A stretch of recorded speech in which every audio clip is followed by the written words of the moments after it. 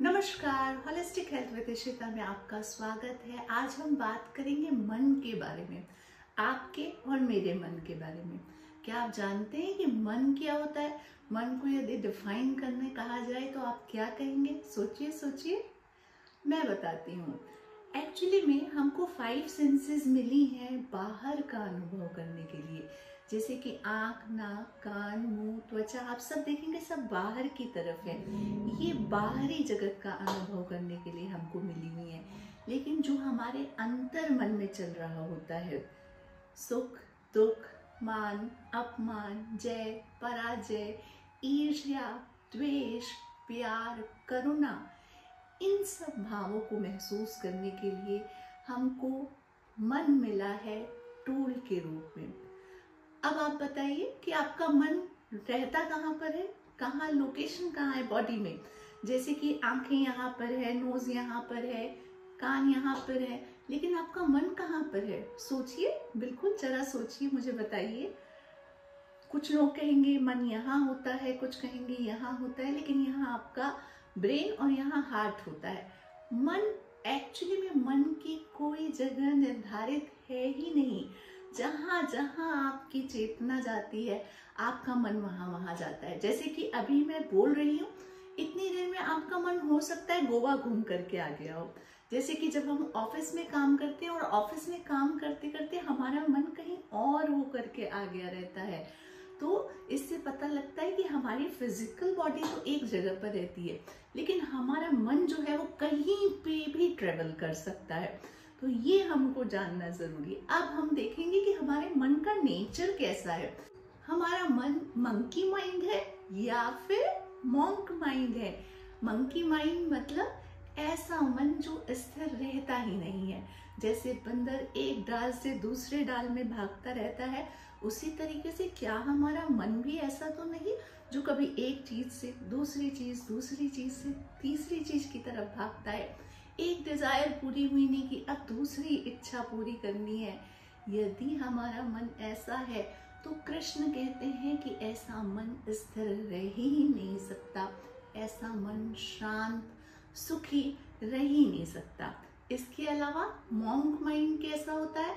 Monk mind ऐसा होता है कि इस माइंड को आप जहां लगाना चाहें वो वहां आसानी से लग जाता है। वो आपकी पूरी पूरी बात मानता है। एक्चुअली में हमको यह समझना पड़ेगा कि जैसे हमको बाकी सब सेंसेस मिली हैं, आंखें देखने के लिए, कान सुनने के लिए, वैसे ही मन भी हमको टूल के रूप में मिला है। लेकिन क्या हम मन को चलाते हैं या मन हमको चलाता है?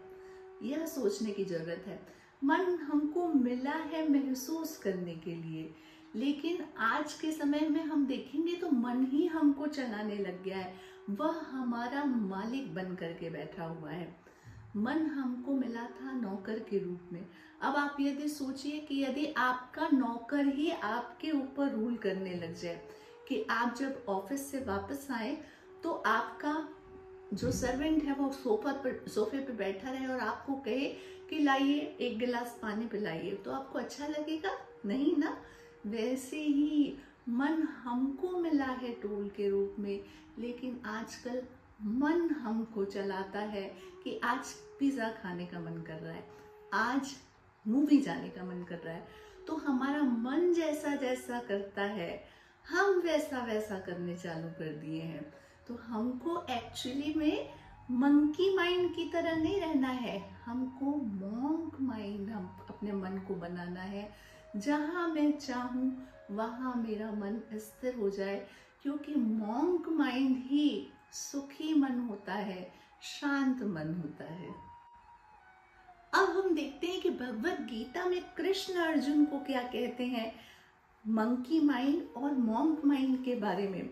अध्याय 2 के 41वें श्लोक में कृष्ण कहते हैं, व्यवसायात्मिका बुद्धिर एकेह कुरु नंदन बहुशाखा ह्यनन्ताश्च बुद्धयो व्यवसायिना।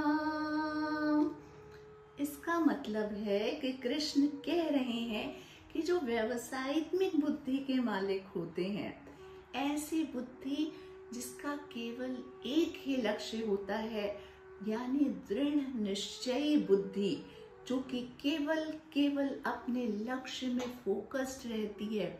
जीवन में जो भी परिस्थिति आए, उन परिस्थितियों का मुकाबला करके वो केवल और केवल अपने लक्ष्य की तरफ फोकस रहती है, ऐसी बुद्धि व्यवसायित्मिक बुद्धि होती है। और जिनकी ऐसी व्यवसायित्मिक बुद्धि होती है, वही मॉन्क माइंड होते हैं। और कृष्ण कहते हैं कि उसकी केवल एक ही शाखा होती है, यानी जीवन में केवल एक ही लक्ष्य होता है। यदि हम आध्यात्मिक दृष्टिकोण से देखें तो जीवन का केवल एक ही लक्ष्य परमात्मा प्राप्ति, मोक्ष प्राप्ति, कैवल्य की प्राप्ति। लेकिन यदि हम अपनी मटेरियलिस्टिक लाइफ स्टाइल में देख लें तो फिर जीवन में हम लक्ष्य निर्धारण करें कि एक लक्ष्य कि मुझे जीवन में क्या करना है। आपके छोटे छोटे लक्ष्य हो सकते हैं, लेकिन एक मुख्य लक्ष्य होना जरूरी है कि मुझे जीवन में क्या प्राप्त करना है।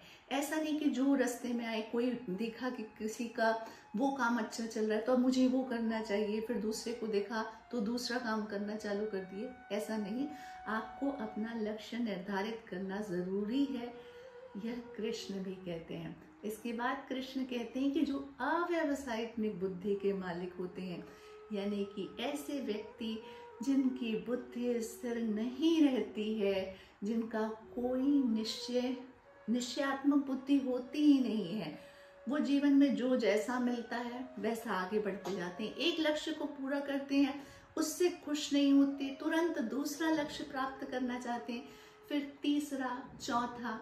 ऐसे लोग दूसरे लोगों को देख करके जेलस होते हैं, एनवी की भावना रखते हैं और जीवन में कभी सुखी नहीं रहते। तो इसलिए हमको यह देखना है कि मेरा माइंड कैसा है। यदि मेरी अव्यवसायित्मिक बुद्धि है तो मुझे व्यवसायित्मिक बुद्धि करना बहुत ज़रूरी है। मेरा यदि मंकी माइंड है तो मुझे मॉन्क माइंड की तरफ शिफ्ट करना बहुत अधिक ज़रूरी है। और यदि आप चाहते हैं कि आप कृष्ण से सीखें, कृष्ण ने गीता में क्या लिखा है, तो मैसेज करके मुझे ज़रूर बताइए, तो हम वो टेक्निक भी सीखेंगे जिससे कि हम मंकी माइंड से मॉन्क माइंड की तरफ शिफ्ट हो सकें। यदि आपको आज का वीडियो पसंद आया है तो इसे लाइक कीजिए और लोगों के साथ भी शेयर कीजिए। मैं इस चैनल के माध्यम से शारीरिक, मानसिक, सामाजिक और आध्यात्मिक स्वास्थ्य रिलेटेड वीडियो शेयर करती रहती हूँ, तो मेरे साथ बने रहिए। Thank you so much. नमस्कार।